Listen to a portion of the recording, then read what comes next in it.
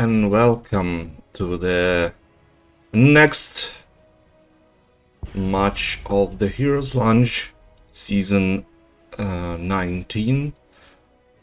And here we have the Division 4 game between the Tryhard team and the Vacation in Purgatory. And the first map we have here is Volsca Foundry. Not on the count of the favorites map, because after the rework of these fountains, it's not too simple to play this map anymore, but it does not matter, because if you understand what to do in every second of the game, you can even snowball the whole game, because why not? Before the game I checked only the standings of the Division 4, so I can say that Tryhard team is some kind of leading team. They was at the place number 3, and Vacation in Purgatory was near the area of the playoffs, taking the place number 9. But still, we all understand that even if we have a Vacation in Purgatory as some kind of a new guys in the Division 4, because previous seasons Vacation in Purgatory built as Brazovas Murphy was in Division 5, and then two teams reunited as one and reached the Division 4. Still, they are some kind of cool team and can be aware of the reaching those playoffs. For now, we already have 2 bans for each side: Stugov and Mordin from Tryhard team, and Joanna and Leoric from the Vacation in Purgatory. Brighton was picked by blue side, and Zagara and Earl from the Vacation in Purgatory. We all know that the dangers of those space code from the Vacation in Purgatory, so it's interesting why the enemy teams keeps giving this URL to the Vacation in Purgatory. Maybe they want to show one of the best URL in Europe, I guess. I don't know. Let's see. Garrosh and Tychus was picked by the blue side, and well, the Jaina is still opened, and picking Garrosh so early can cause a bit of problems, I guess. Sylvanas was banned. I didn't actually check the pool of the teams, because I really understand a bit of the hero pool of Vacation in Purgatory, because I was in one of those teams, so I can understand what they can pick, but I didn't check their opponents' hero pool, so that will be a bit of a new for me. And here we have a father and a son of Rin. Andin and Varian shown up for the blue team, for the red team, sorry. And the last one, but it should be actually, it still can be a Jaina into this comp, but how will it be fixed? I don't know. Sonia and Chromie. Alright, during this, the Chromie will actually, the red team have some kind of claims maybe with the pool, so they can deal with this Chromie, but Chromie is, the good Chromie is some kind of utility that you can you need to always remember about, because if you just left this Chromie to cast all of his spells, it can be a huge damage to all of your teammates, because the area damage of this Chromie is insane, actually. And yeah, the last pick Jaina, as we saw, because why not? The Jaina is good against the Garrosh. Jaina is good into Varian and doing comp, probably because she can deal a huge damage into a stunned person, and so that's why we can also see the hero in the pick. Well, watching the two drops, I'll really a bit of prefer the blue one, because it's a bit of simple, more likely the meta in this hero launch season, but still, of course, as for me, a bit of cheering the Vacation in Purgatory, I'll be casting this game a bit of from the position of cheering the red team. So, but even in this case, I want to see the best odds from the both of the sides, because it can be even better. Well, the two team starts. I need to fix a bit of this Vacation in Purgatory. Need to be right in the place, and we're off. From the blue side, we have Tryhard team with Demon on the Brightwing Denda on Chromie, Queen on Tycho Sign on Garrosh, Palide on Sonya, and from the red side we have the Vacation in Purgatory with Isaac as Anduin, Shasta as Varian, Lord Therion on the Jaina, oh, it's Drygel on the Jaina, Lord Therion on the Zagara, and OM is a Irel.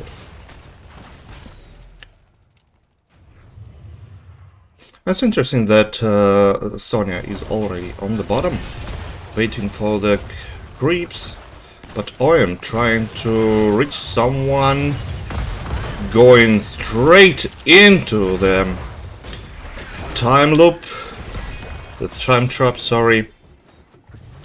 But that was close to kill the Garrosh, but yeah, sadly not that much for now, and without the taunt and Varian, you can't actually wait, you can easily kill those guys. That's kind of talents we already have. It's already the Winter's Reach from the Jaina. It's interesting actually, because I didn't actually saw the last time Jaina gets the full Q build, because you somewhere need to gain some mana. And we see that the blue team is taking the siege camp instead of this fortification camp. That's interesting, because now the red team can easily dev this, and well, I don't know what is the plan is, but that's still okay.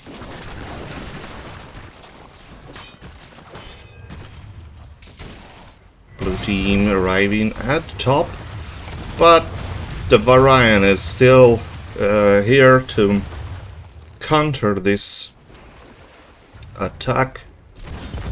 Well, the blue team still rotating, and the red team is now taking the siege camp, and it's a bit better, I guess, because it's a kind of a timing which are better And now for the red team. But alright, the blue team almost at the time, and those flies from Brightwing is used. Well, both of the teams is trying to take a bit of push on the top, and the Sonya is already gathering this percent of the area, but no one wants to actually stand there and do nothing. Well, the Brightwing is too far, but there was no Orion to help with the taunt, so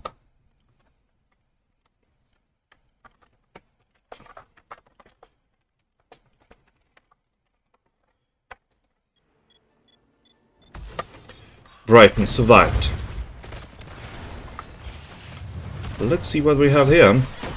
None of the teams is now claiming the area. But it looks like the blue team is now a little bit ahead, and the triple time trap for the Chromie. That's really interesting, actually. They already used the turret and already lost the turret, so now they have nothing to do on this robot, and already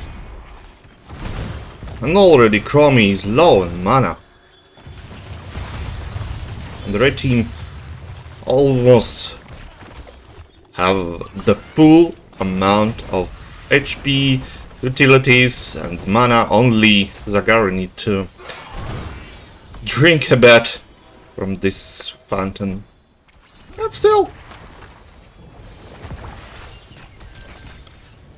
what do we have in this tournament? 74% from the blue side, and all of the red side is on the point. So now we're gonna see some kind of a retake, and the turret is already in use.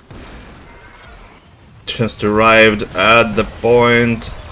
They're trying to reach the Varian, but it's not the best idea to try to kill this, and the Chromie just appears to be first one into the facing the red team, so as the Brightwing is just dying for nothing, and Vacation and Purgatory get first 2 kills, and the first Protector is now appears to them, and Varian dying to the through. That wasn't good. Azek was too far, and I guess there was no pull, because the pull was used a little bit earlier, so maybe it's a kind of a mistake from the tank of the Vacation Purgatory. But no, this happens. That happens.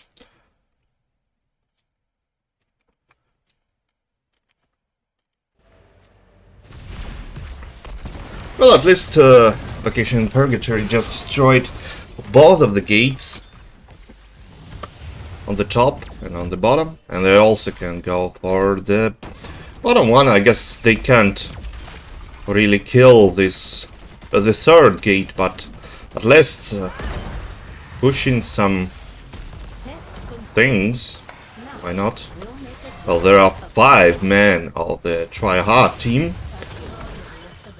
And also, that's not a loop. That slowing sense. And the Shasta got disconnected.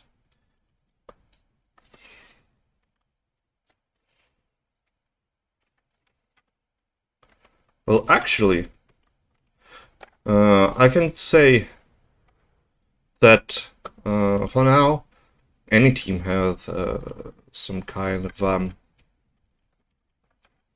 advantage for the moment we have this. So, because both of the teams using their possibilities, so let's see how it fits in the end.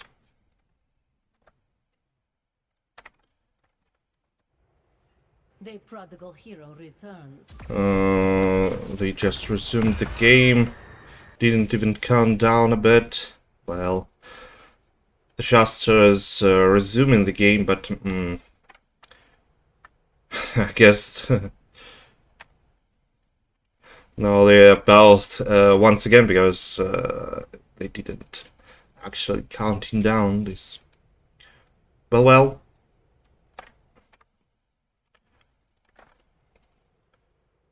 Both of the teams are back now, so we have to continue this game after the pause.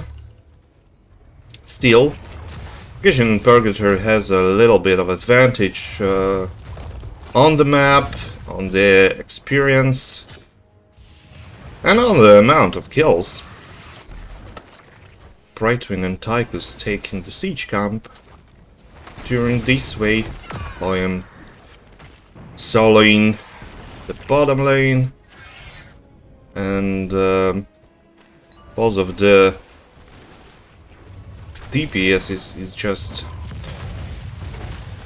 barraging from the top to the bottom. Well, I actually don't yet understand what is the plan of those taking the camps that easily, because the red team is just dealing with it with a few seconds.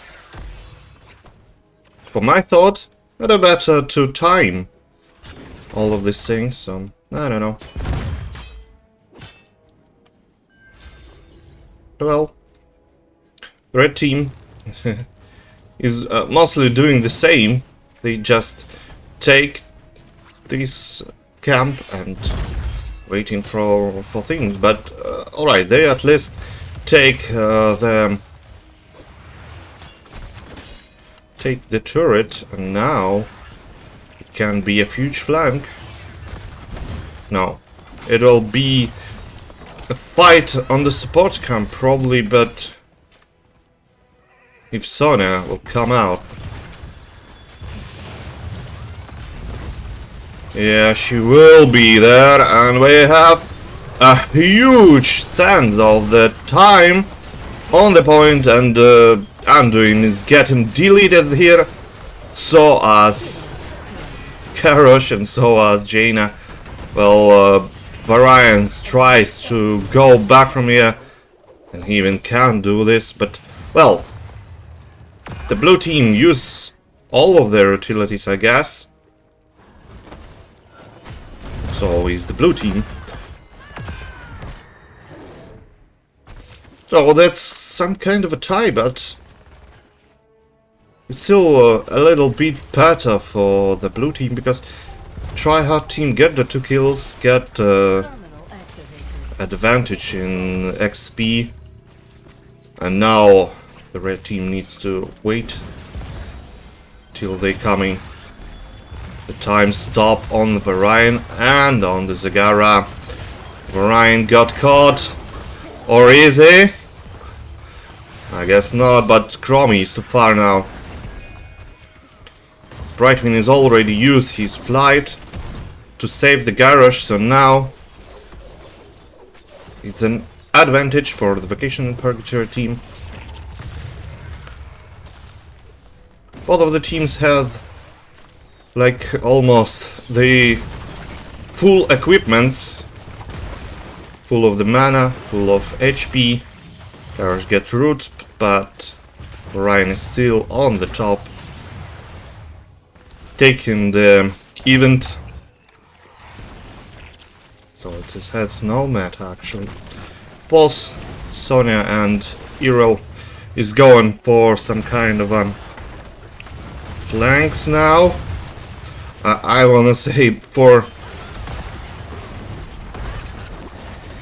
Soak, but that was a good flank actually from the Errol. Still nothing to deal with it, and it's almost 100%. And yeah, they just give those to nothing, and the word salvation is just used by Isaac again, though that wasn't the misclick last time we see it. And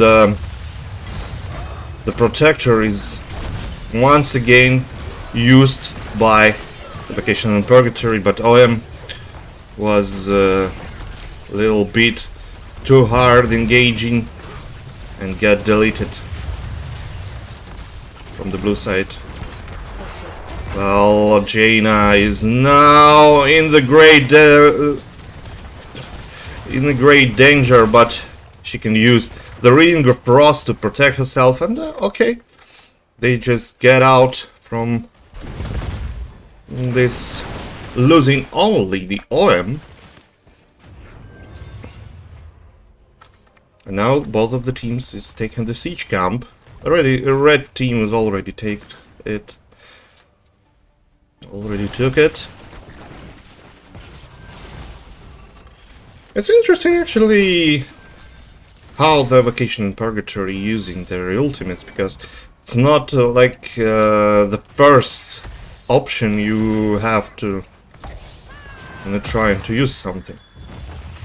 Time trap for the OM, and OM is taunted, but good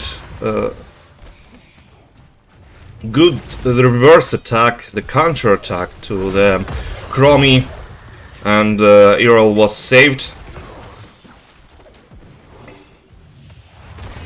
At least for this time. Interesting pick from Orion again. Banner of Dalaran. Well, actually, it's some kind of a unmeta things used by the Vacation and Purgatory, because all the time you're thinking about what do you want to pick in your game. It's not the first thing you will think of while doing it. Actually, most of those picks. And Pearson Sangs from the Chromie, even without the level 1 quest. Because why not? Still, even without the third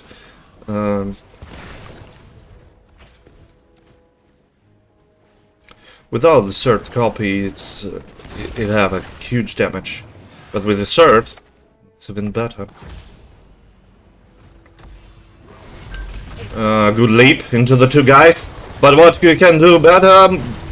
Well, this triangle comes too far, but still salvation was good, nothing to interrupt it, and Garrosh just dead. Even while there was actually a good try, a good entertainment that can lead to some pressure, but the counter of this attack was really good. Like, all the time Salvation is showing up after the blue team uses all they have to interrupt it. And now the Vacation Purgatory just took the opponent's turret, and they have the bottom protector to make another try to come into the keeps. By the way, that's interesting that we already have 15 minutes, sorry, of the game, and still only 1/4 destroyed. Everyone else is still in game. Ural is taking a point a bit, but seems like the blue team didn't understand that the OM is alone here.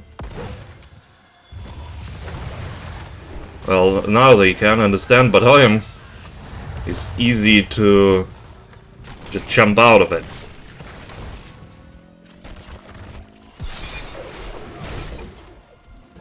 Sonya got caught on the middle, but already the whole red team was just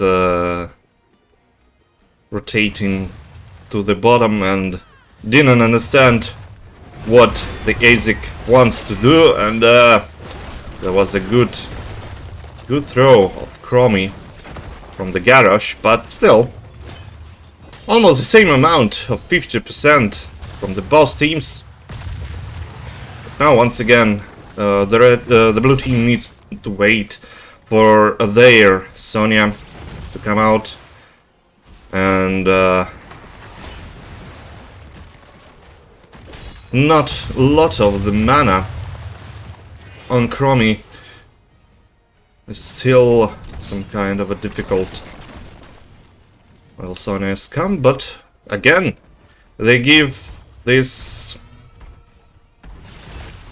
protector just for free, and they trying to kill Varian, but Varian isn't a good place to attack again. Well, Isaac is under attack, and this time they have a grenade to interrupt his salvation. Still, the Tychus is very low, the Chromie is very low, and they all dead now to the wheel of this protector. And Sonya wouldn't survive this as well, only Tychus survived and ran away with a low HP. Well, now Protector had a bit of a time to push the lanes. Yeah, they decided to leave the skip and push the last fort in the game from the blue side on the middle. That's maybe the best idea, because the Protector is a bit low, and even destroying the gates of the keep wouldn't make you in the lead, but destroying the fort, making the catapults arrive, may be the best idea. And also they can now attack these gates, because there is still amount of time. OM tries to kill this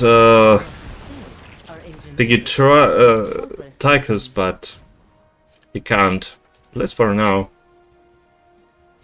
All the blue team just arrived back, and the red team wanted for a second to take this turret, but they understand that it's not the best idea now, because they're in the lead and they need to take the leading position now.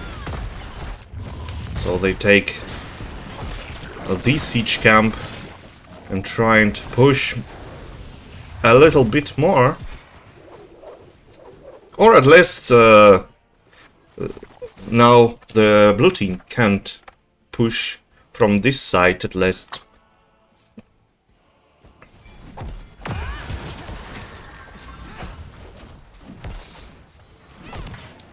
The game is calmed down a bit now.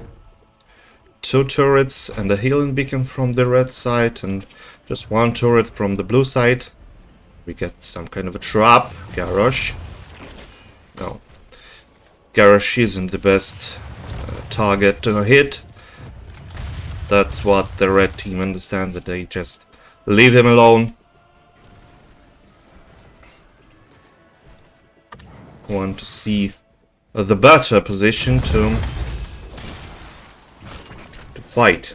Also, the top lane is in a great danger, and the blue team is too far from here, so it can't be, at least the gates will be surely falling down, but let's see if the keep can be fall as well. But no, red team is just now waiting for the next event to spawn, because already they won 3 previous ones, so why not?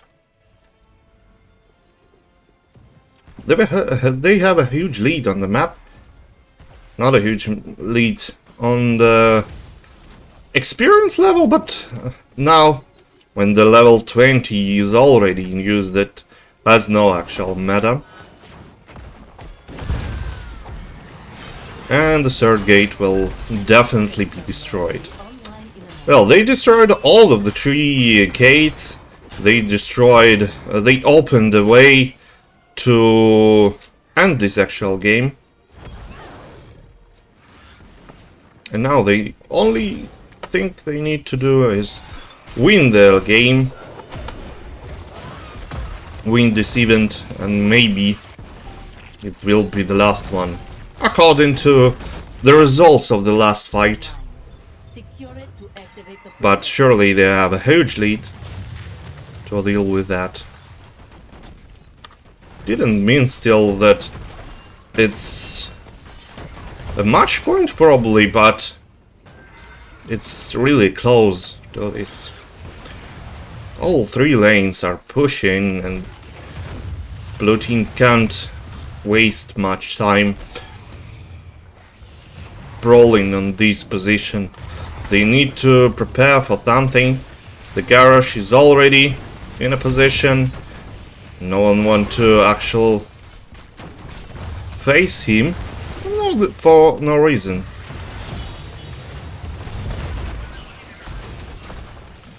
And as we see on the bottom and on the top, there is a huge wave of the creeps pushing.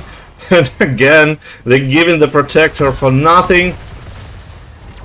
Well, Sonya leaps into the backline, but she has nothing to deal with it, and even the taunt was used now from the garage, but they can't deal a thing to this.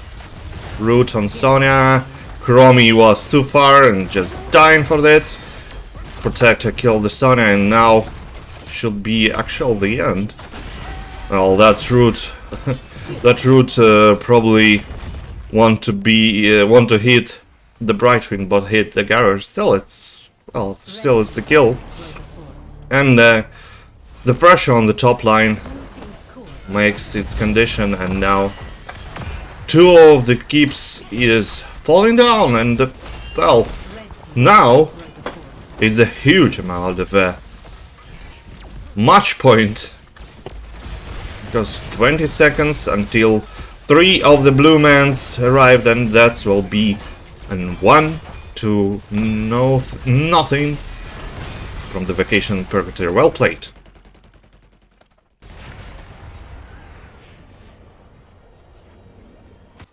Well, I said that this last fight should actually decide if the red team can go for the core, and they took the 3 kills, didn't lost anyone, and just run into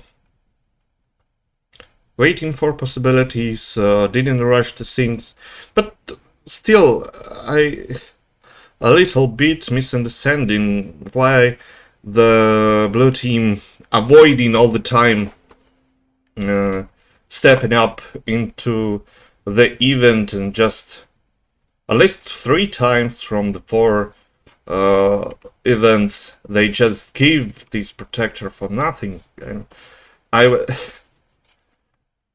was really interesting. But let's see what do we have in the game number 2. Can we see the stats? Here's the stats.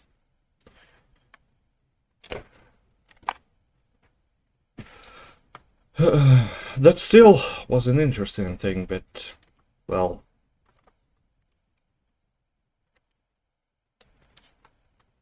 at least that was really good hearts from the Vacation in Purgatory. It still was good actually from the try-hard team, but a little bit of mistakes that leads to nothing, because you know that's not an actual need is to go for this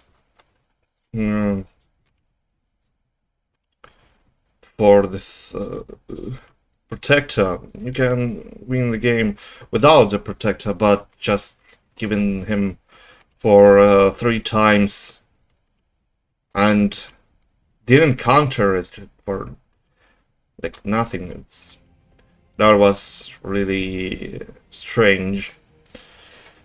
But well, that happens. Still, try-hard team can jump back into the game number 1, and they have the first pick again. And the Vacation Purgatory team choose to go for a Tomb of the Spider Queen, which mostly like the same as the Vacation as the Volska Foundry. Sorry, it's almost the same things you need to do, except the part of the point fights, because there is two probably point you need to deal with. Hi, Shasta. 2 points you need to deal with.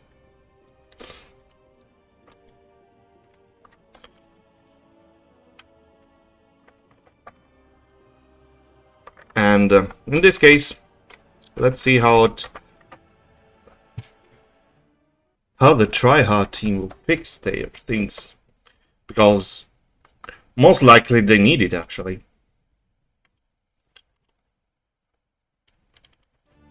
Need to fix that mistakes with the coming up.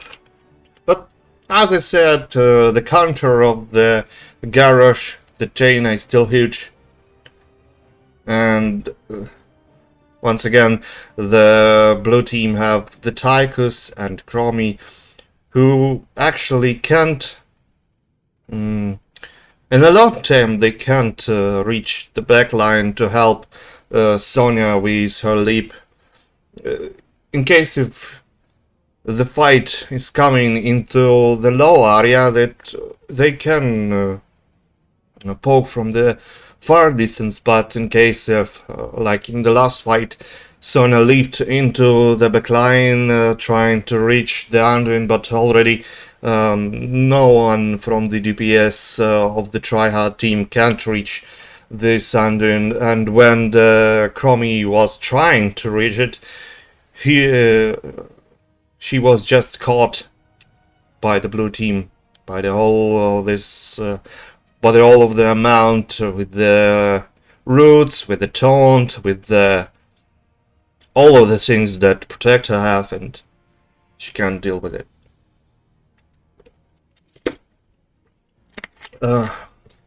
Let's see. I will continue into the game number 2.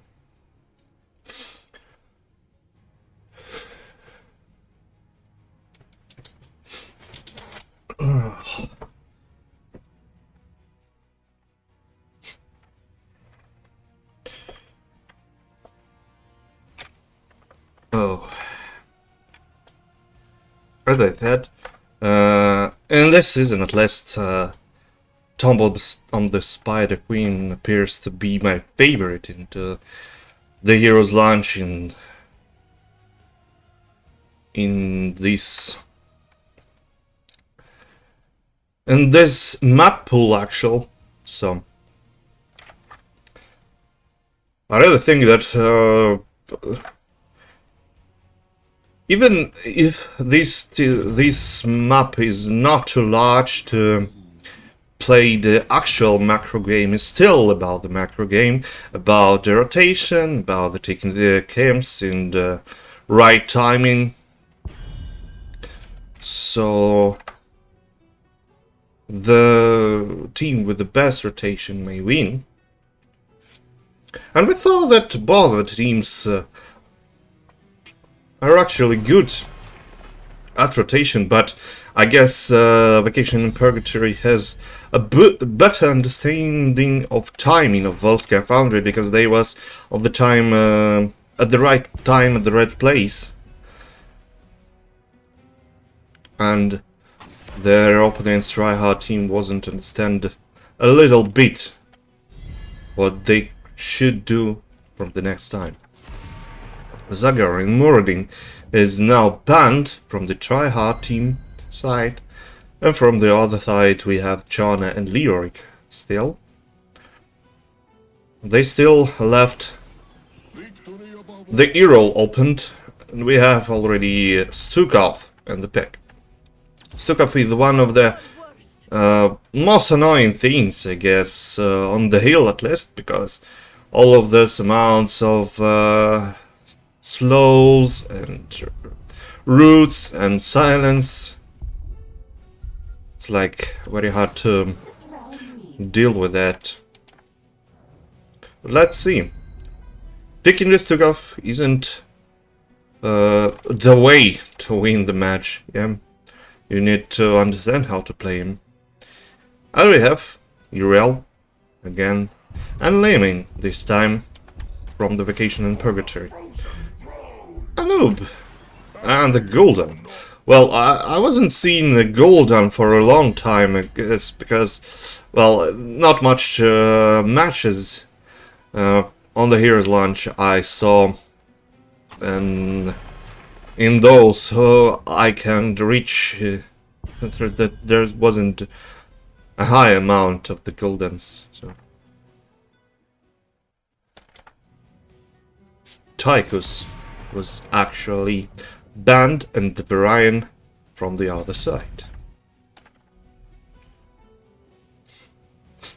Yeah, the songs from Varian was actually a bit of an annoying thing, especially when Chromie needs to reach the backline and step in for a bit, but the sure thing that Diablo is one of the greatest tank into the Tomb of the Spider Queen because of lots of walls between the rotation from the top lane to middle lane, from the middle lane to bottom lane, and that's surely a dangerous thing to play against Diablo on this map. And also, Lily to Azek is like a half of a victory, I guess. Dihak and Falstad is now appearance from the Tryhard team, but as I said, it's very likely that you need a good rotation, but it's not about the global heroes, so they wouldn't take you a lead position, yeah. And also we have Deathwing.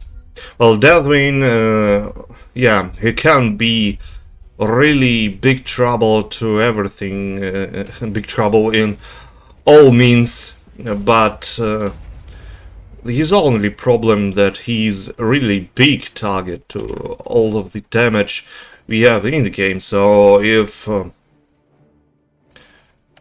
the Golden will reach him with his E, and Falstad will just sit on this Deathwing using all of his ultis, all of these skills, it can be hard. To play the Deathwing even without the percent damage from their blue side. But still, in case if Lori Athalion can make his best, still can make a lot of trouble to the blue side. Well, let's see. From the blue side, we have the Tryhard team, Demonin on the Stukov, played on the Dihaka, Denda on Gul'dan, Queen on Thast, and Saina on Anubarak. And from the red side, we have Vacation Purgatory with Azek as Lily, Drygal and Limin Shasta on Diablo, Loriathelen on Deathwing, and Oem as Errol again. And we have map number 2, Tomb of the Spider Queen. Division 4 match, I remind you. And it's still a round 5 match. A half of a season of Heroes Launch is behind us all, and now the teams a little bit more understand which way they choose actually to play after, because the team that now in the bottom of the tournament can actually return if they used all of their possibilities in the last amounts of the season, but it'll be a bit harder. OM is now alone on the bottom lane because Dihaka is trying to double soak. Well, at least he have time, because OM is just now using all of the things he have. And I will actually take this siege camp. And I'm a fan, actually, of taking this camp at the minute 1. But well, you also can do it in the some kind of another time. Well, all of the 5 members, the tryhard team at the middle, it's a really interesting thing.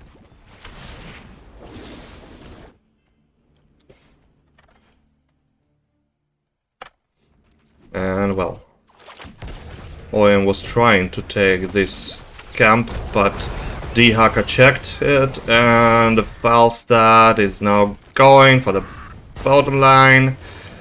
They will actually easy take it, but they wasting a lot of time for these things. And Deathwind is fly somewhere. That's a little bit strange, because Deathwind has a full amount of HP. But, well, he's back now.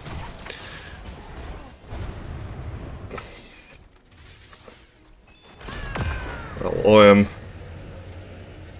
taking a little bit of damage on the bottom lane. Both teams has almost the same amount of the crystals, but the red has a little bit more paid. So was unpaid, actually.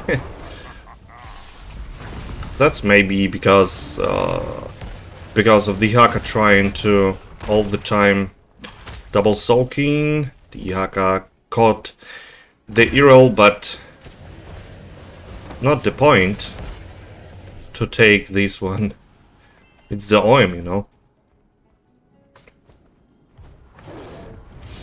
Now we have a double soak, and the Tanda was under attack of the Deathwing. Once again, OM caught. Well, you can't stop the space go that easily. Let's back off. Oh, this Deathwing is actually understand when he can move in. That's an interesting thing. That's the blue team still gives him a lot of possibilities to just feel this aggression. Both teams has enough crystals to pay, but will be the first one to do this. Dihaka was now under attack, and he used the backs. That was a good caught by the Deathwing. That's sad thing that Diablo can't reach it in time. But well, the blue team paid on the top lane while Falstad was distracting the red team by himself, and that was interesting. But the Stukov is too far. Stukov is too far now. He's really under attack, but not enough damage, at least for now, from the red side, especially without the Deathwing. Well, you can't reach the Anub, at least for now, and the Cataclysm used by the Deathwing. And Stukov didn't you understand, Stukov? You are staying just on the flame, taking the damage for free. Well, they almost... Well, they actually have this gate, but didn't have the towers. And also they have the whole amount of the gate on the middle, but now there should be a red payment. Let's see how it now actually return into the game. Metal spiders, destroy metal spiders. These now actually can be used. Both of the teams taking the bruiser camp. Let's see how actually the red side can use their spiders. Sukov is once again too far away, but no one can punish him. Only Diablo was here. All of the rest of the team was on the bruiser camp, and they can't help actually.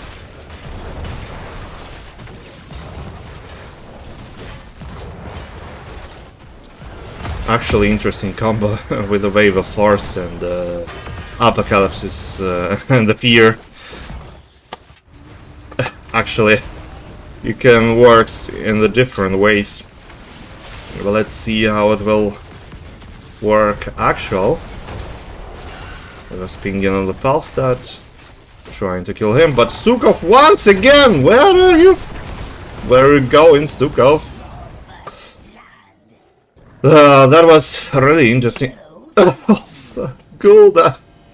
What the heck? Alright. That was a really interesting thing, but I was noticing that we have 7 minutes to gain the first blood, and it was a double blood, I guess. Falstad is flying to the bottom, trying to reach this camp. But now red team is understand that someone is taking the camp. Even with this understanding, Falstad got caught for nothing, and Stukov still too far. And the Gul'dan is too far as well. Even with the punch of Stukov, he survived a bit, but Dihaka and Gul'dan is low. There's no pulsar here. There will be no ghost for at least a few seconds, and well, OM jump in. The Azog takes all of the damage to prevent the damage to his front line. Shasta can actually go for this. Gul'dan, yes! Well, the gas is used, but the Apox was really huge. The Furious, but he can't save you from this Lemming. And Stukov is under attack as well. Well, he survived for a bit, but can't survive this. And 2 kills for nothing to deal with it. Vacation in Purgatory is still pushing the bottom line. They want to actually kill this gate. Once again, open the way for the match point. And also OM destroying the middle fort. So now 2 of the lanes of the blue team will be under attack. That was a huge play from the Vacation Purgatory that really was nice, and I'm excited to see more of this. Let's see. Blue team is now have enough to pay, but will they find a way to sneak in? The most amounts of the crystals is on the Dihaka, and if he died, it will be a huge damage. But well, Dihaka is paying on the bottom. No one is actually on the way to stop him. Some, at least this time, they're aware. And the huge damage from the Deathwind to the old backline that blue team have. Yeah, they just given the Deathwind all the possibilities he want to deal the massive damage to the backline. Dihaka used his hunt, but nothing actually can do now. Fear was used. And Fear was actual good, but we have the reversed Fear, and the tank The Anub was just destroyed. The Haka already used his dig. Limin has a huge amount of resets, but not a huge amount of mana. But she didn't need the mana because all of the blue team heroes was just zoned by the huge attack from the red side. As Vocation and Purgatory want to snowball this game, want to beam it actual really quickly, and they have a possibility to really run out, round down of this game. The red team have now an amount to pay, but Falset will be a little bit faster. My power grows And Deswin avoiding these web weavers.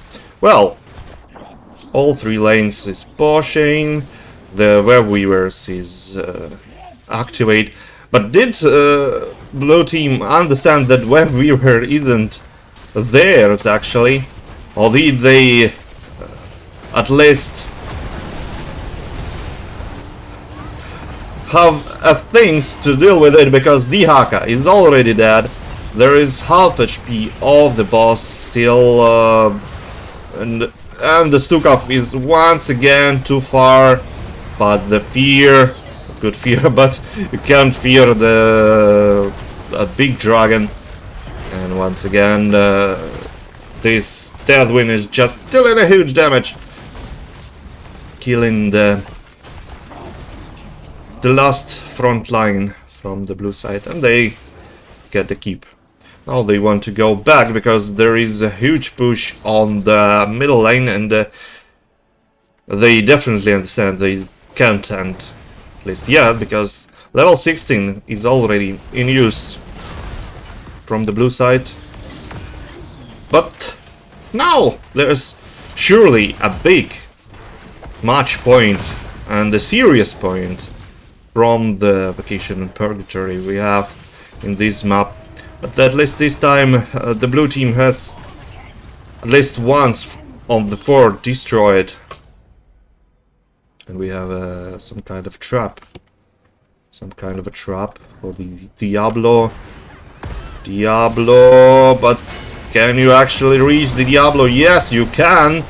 He used his unstoppable Apple is down, and this is just a grave for the old blue team. Well, the Draggle is under attack, but you can't deal the much attack, much damage, while the half of your team is dead. And the web weavers is now active for the red team. They just going for the top. Already we have the GG sign from the tryhard team, and indeed it is. It should be a good game, well played, and it was actually a good game, well played by the Vacation and Purgatory. Really good. That play was actually huge. Yeah, there was a couple of mistakes that tryhard team made for nothing, because well, actually there was, as I said, too much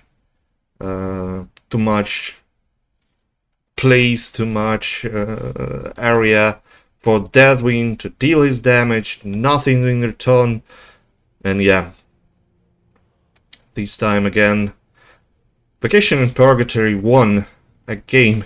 Actually, Diablo was the only one who died in this game, so blame the Rico and report for feeders. But once again, even when they killed this Diablo, that only was some kind of a cross on their grave. And that was really a huge play from the Vacation and Purgatory. Still, congratulations for both of the teams. As I said, there was really an interesting match. And Vacation and Purgatory show us that they truly want to go for the playoffs, and they can go for the playoffs in this match. So they now have the third win with the 7 map 1 plus 2 for the map score. So now they're going for the place number 4, right? Oh no, even place number 3, because on the place number 3 was the Tryhard team, and they lost 2-0, and now they are gone a little bit down, and well, so now yeah, surely Vacation and Purgatory return into the top 4 of the Division 4. Congratulations. And yeah, Shasta is right, Diablo always can die, especially when the enemy team is using all of the abilities to kill only Diablo, while all of the rest Diablo's team is killing them, and that was the last thing that you see in this game. So it does no matter, you kill Diablo, who had the souls, and just return in 4 seconds, and you lost the game in this fight. So once again, it does not matter. Well, thanks for game for both of the teams. Congrats for Vacation and Purgatory, and I'll wait for their next match in round number 6, and I will appreciate to cast this next match as well. Thank you for watching. Thanks Shasta for coming. Thanks everyone else, and I wish you a good night. See you next time. Bye bye.